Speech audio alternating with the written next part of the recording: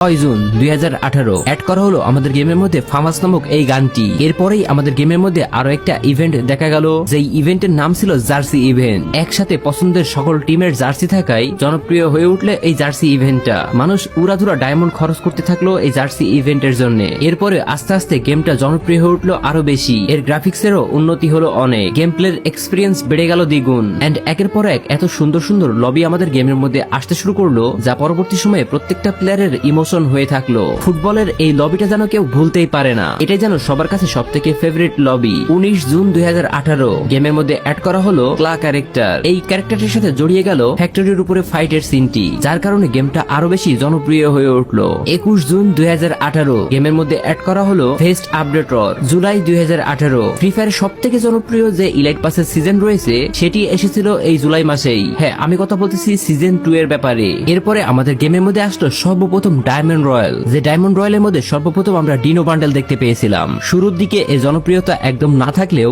বর্তমানে এর জনপ্রিয়তা অনেক বেশি।